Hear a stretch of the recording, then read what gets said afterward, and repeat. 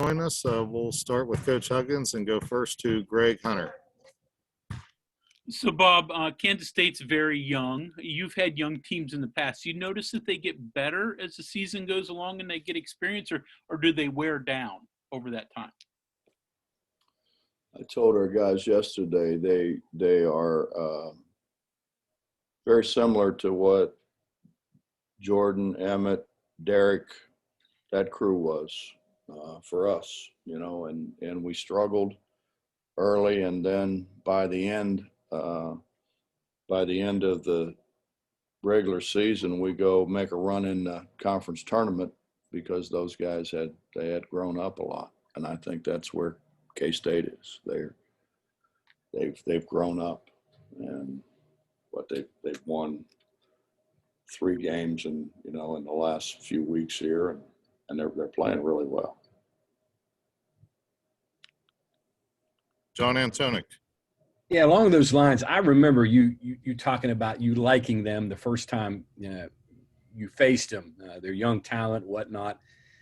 It looks like the last 2 games, they've had runs at the end of games to win them. They beat TCU and then Oklahoma.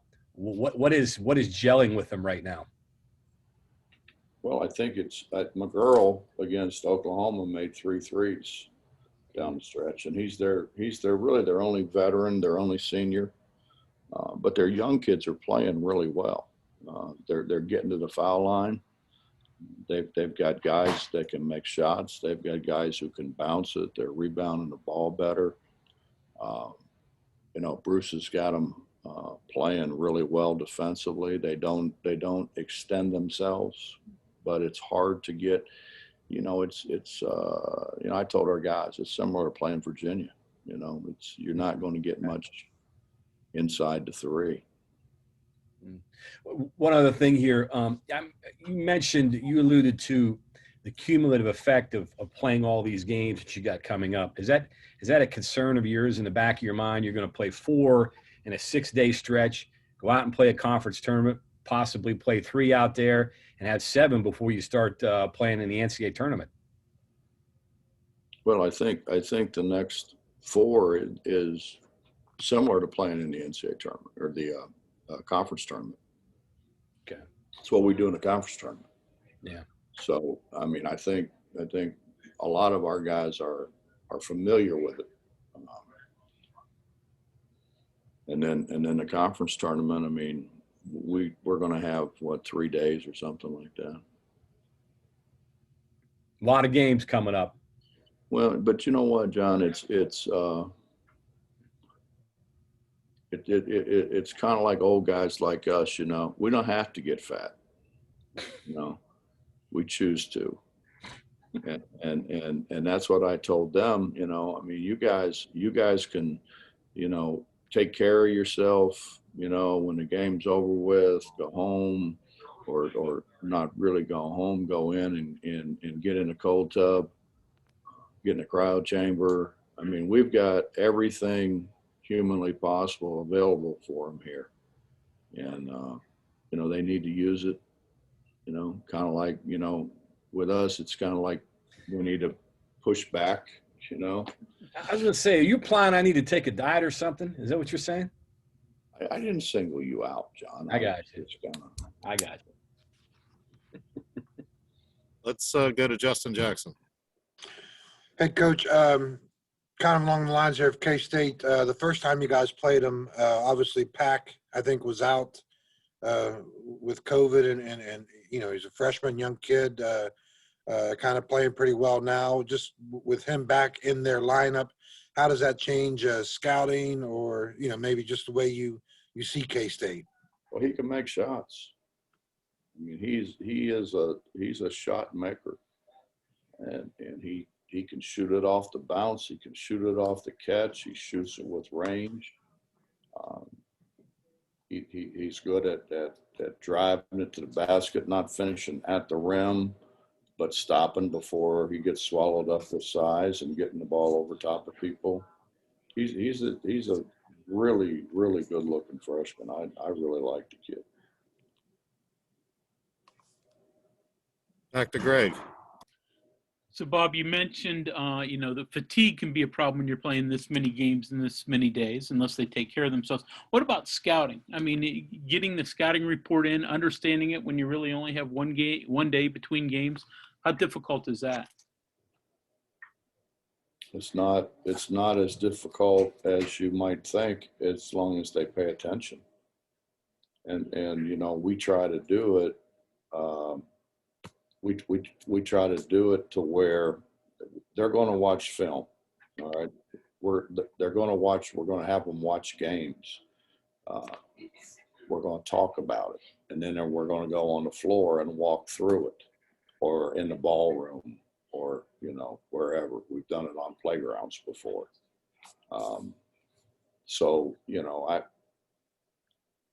When I was at Walsh, Sister Maria Helene said, the more senses that you touch, the better chance there are that your students can learn. And so that's what we're trying to do. They're going to have the written scouting report. They can read it. They can watch it. They can go over scouting report again. They can go out on the floor and walk through it. They ought to know what's going on. Mike Casaza. Hey, Bob, how are you? Good, Mike. I have a question. As you all have kind of transitioned on offense, I think a lot of people have given your team attention for the shooting and the perimeter play and the threes and all that. But a lot of guards also seem like you've been better in transition and on the fast break, and maybe in particular making better decisions. Is that accurate? Well, we've spent a lot of time working on that aspect of it, but yes, I think we're better. No, I don't think we're good at it yet, but I think we're better. All right, that leads me to this. Your team seems to have a habit of throwing the 50-foot pass. One guy does a really good job getting out in front of everybody, and that's such a enticing thing, but also a small window. How do you encourage and discourage good habits, bad habits, when you want to be good, but you don't want to do something bad? Well, we worked on it earlier. Because we had bigs who could run, and then Isaiah gets hurt, and Gabe was pretty dinged up. Obviously the other guy left, so it wasn't the same team. So we didn't work on it as much. It's like anything else. If you're going to do it, you got to work on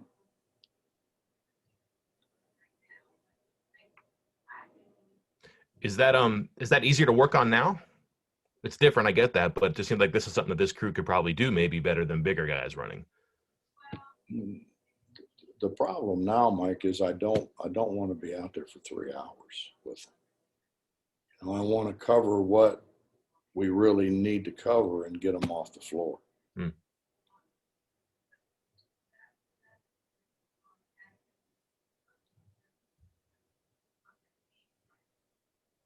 Let's go to Stephen Hawkins from the Associated Press.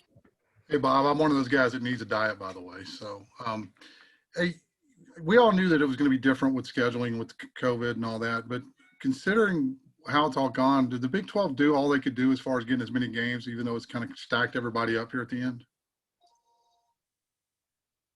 I can only speak for us. I don't know what, I haven't paid it that much attention really to what other people have done. I mean, obviously, Kansas has played virtually all their games. I think they've got Baylor left and they're done. So, I mean, they've obviously done a really good job of managing it, and I don't think they've had an outbreak. So I'm sure that adds into it. Did the conference do a good job? I mean, it's, it had been hard for anybody to do better, I think, in light of everything that's happened, because I think everybody other than Kansas has been affected. Yeah, with Baylor coming off a 3-week pause and losing all the games, and they can only get a maximum of 14 conference games. I mean, they've taken care of their business and won every game. Is it fair that they could win the title, or is it, we all knew what was going to happen, and if they take care of business, they take care of business, or how do you view that? That they could play 4 less games than everybody else, or 3 or 4 less games? Yeah, and you know, 4 games. It kind of depends on who they're with too. You know, some people for them would be easier than others. You know, I don't know. I just think it's been, you know, I told our guys at the beginning of the year that the teams that are going to be successful are the teams that manage this situation the best, which means, you know, don't go downtown to a bar, you know, don't go to a frat party. Don't, you know, if you open the door to a restaurant and it's packed, people elbow to elbow, don't do that, you know, and they have been really, really good with it, you know, and we still had guys. And, you know, Derek doesn't go out. Derek's in his apartment. If he's not here, he's in his apartment or at home with his mother. And, you know, he still got it. You know, I'm like, where were you? He said, Coach, same thing that I always do. You know, I went back to my place, you know. I don't know. Well, you know, obviously they're college kids. They have girlfriends, you know. But I don't know how you tell them for a 3 or 4 month period, lock yourself in your room and don't see anybody. You know, you can't do that. And that's about the only thing you can do to keep from getting it.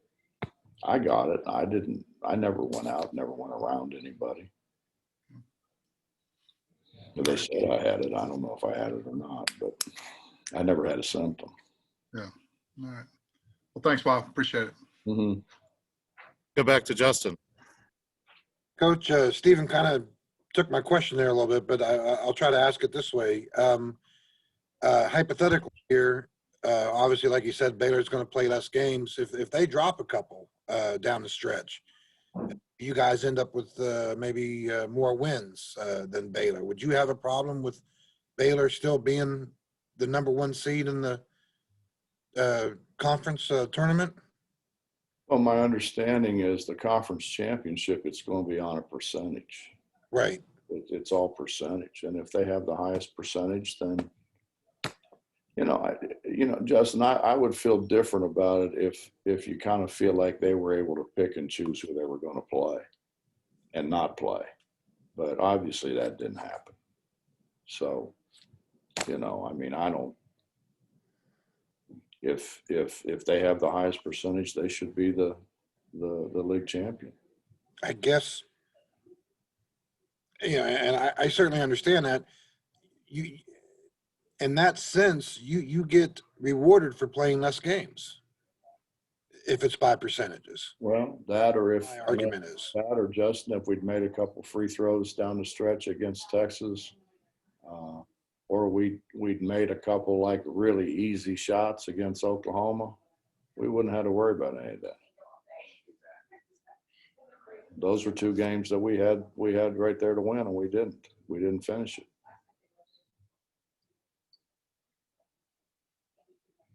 Now, you know, do I know whether if Oklahoma had played, those 2 teams are good, you know, they would have had a chance to beat them, but they didn't, so it doesn't really matter.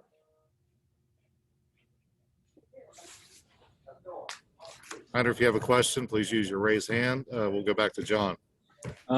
You talked about after the TCU game getting Deuce off his feet a little bit. Were you able to do that, and how is he doing right now? Yeah, we have.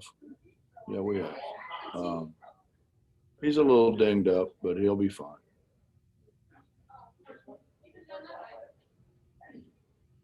He took a lot of hits in football. He knows what it's about. You take a lot of hits in football? You know what, John? I tell him every day I was a better high school quarterback than he was. I know. I've heard that story. I just didn't play at Muller. That's, you know, I mean, what are you going to do? But Yeah, I got knocked out, man. I got knocked out. I got hit after the whistle. I got tackled after the whistle, and I rolled over. Actually, I was looking for the official. I was going to punch the guy in the neck that hit me after the whistle, and I get speared. And man, I didn't know. I was out. I couldn't. I was 2.5 weeks where I was in a dark room. I couldn't. Any light just killed me. Couldn't read. Couldn't do anything. And my dad was really, really upset about it. You know why? Not because Probably because you couldn't practice. That's it. Not because I got hurt. Because I You couldn't could practice. Drop back passer, right? Or were you option quarterback? Listen, I did it all. I did it all.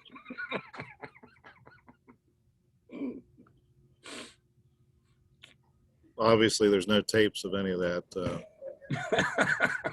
Go to Greg. Hey, Bob, fish fry tonight, I guess. You want to make a couple comments about tonight and just what that's meant to you? Well, excited about it. You know, it started out, we had a roast, and then that kind of was a pain because, you know, if you have a roast, then they expect you to come back to their fundraiser. So to do a roast, if you have like what I have, 8 or 9 guys, now you got to travel 8 or 9 more times when you really, it's not, I'd love when I get there, but I hate to travel to get there, as do they, you know. So the fish fry just seemed like a better option. And I got it from Kansas State. Kansas State they had endowed 2 scholarships, 2 basketball scholarships, and all the guys did was go out in the farm ponds and, you know, the lakes and stuff, and they caught fish and they took them home and they cleaned them and they froze them, and then they brought them in and they had this big fish fry, and they made enough money to endow 2 scholarships over the years. So I thought that's a pretty good idea, have a fish fry. That's how it started. And then we cleared $860,000 last year. We're not going to do that, but of course I sold 5 hats that Trump signed for $5,000 a piece. That helps.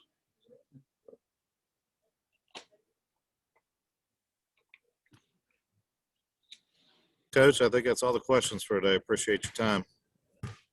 Mess, I think everybody'd be interested in knowing. I mean, April cut your hair, or did you go to the barber? Time to mute you. Time to mute. My wife cuts mine. I'm not ashamed of it. Appreciate it, Coach. Talk to you tomorrow. See you, Mess. Stand by for student athletes, everyone.